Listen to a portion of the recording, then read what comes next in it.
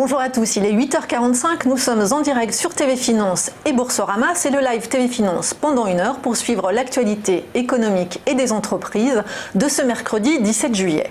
Au sommaire de l'émission des invités, nous recevrons Sophie Lepoury, créatrice de la marque de joaillerie Sophie Dagon, bien connue des modeuses et qui cherche aujourd'hui à se déployer à l'international. Puis nous assisterons ensuite à l'ouverture de la Bourse de Paris aux côtés d'Éric Seban, trader et coach chez Perceval Finance. Dorian Ambadi, formateur en analyse technique, nous présentera les market movers du jour. Gilles Moise, DG et cofondateur de Récital, nous parlera d'un nouveau moteur de recherche bien plus performant que Google pour traiter automatiquement le plus gros des demandes qui arrivent chaque jour dans les entreprises. Renaud Barnois, DG France et Royaume-Uni de Hostmaker, nous dira comment optimiser les locations d'appartements court et moyen séjour grâce à un logiciel intelligent. Enfin, Manuel Roy, DG et cofondateur de Hector Parking, nous présentera ce service en ligne de voituriers dans les gares et les aéroports français. Mais pour commencer, les trois informations économiques de la matinée. Les crédits immobiliers à leur plus bas historique.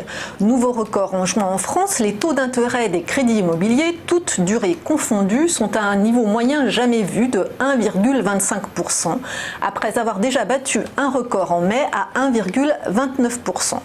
L'une des raisons réside dans la politique monétaire historiquement accommodante de la BCE. Résultat, les encours de crédit dépassent pour la première fois les 1000 milliards d'euros. Exceptionnel aussi, le niveau des taux évolue autour de celui de l'inflation, qui se situait à 1,2% en juin. Théoriquement donc, on peut presque gagner du pouvoir d'achat en empruntant. Enfin, au niveau particulièrement bas des taux s'ajoute celui historiquement long des durées de remboursement, le délai moyen étant actuellement de 19 ans et 3 mois.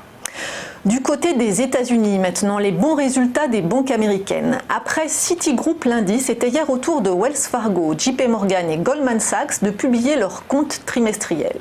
Ils sont dans l'ensemble ressortis meilleurs que prévu, tirés principalement par les crédits des ménages américains et la négoce sur les marchés financiers. Ainsi, Wells Fargo affiche des bénéfices en hausse de 20% à 6,2 milliards de dollars au deuxième trimestre, dépassant les prévisions des analystes. De son côté, JP Morgan a dégagé sur la période des profits records de 9,65 milliards de dollars. Enfin, Goldman Sachs a limité la casse en publiant un bénéfice net de 2,2 milliards de dollars, meilleur qu'escompté. La veille, Citigroup avait publié des solides résultats en hausse de 7% à 4,8 milliards de dollars. On attend aujourd'hui ceux de Bank of America et demain ceux de Morgan Stanley. Enfin, en France, 3 retraites sur 4 à moins de 2 000 euros. Selon une étude du ministère des Solidarités, les 3/4 des retraités français touchaient fin 2016 moins de 1 913 euros net par mois. Or, on s'en souvient, à l'issue du grand débat national organisé en réponse à la crise des Gilets jaunes, Emmanuel Macron a promis de réindexer sur l'inflation en 2020 les retraites de moins de 2 000 euros. D'ailleurs, la pension moyenne perçue par les 16 millions de retraités français se situe plutôt autour de 1 500 euros net par mois. Bien sûr, il existe des disparités. Ainsi, 8% des retraités perçoivent plus de 3 000 euros par mois, alors que 25% touchent eux moins de 1 000 euros. Quant aux femmes, leur pension est inférieure de 42% à celle des hommes. Enfin, dernière info sur l'âge de départ en retraite, 70% des retraités ont quitté la vie active à 60 ans ou moins, alors qu'ils sont seulement 14,5% à être partis en retraite à 65 ans.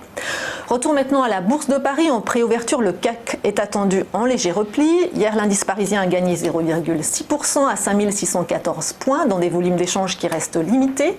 Wall Street a fini dans le rouge, la guerre commerciale pesant toujours sur la tendance. Le Dow Jones a reculé légèrement à 27 335 points et le Nasdaq a cédé 0,4% à 8 222 points. Ce matin à Tokyo, le Nikkei a terminé en baisse de 0,3%. Sur le marché d'échange, l'euro se maintient au-dessus de 1,12 $. Côté pétrole, léger rebond ce matin après la chute de 3% des cours hier. Le baril de Brent s'échange à plus de 64 $ et le brut léger américain WTI se rapproche de 58 $.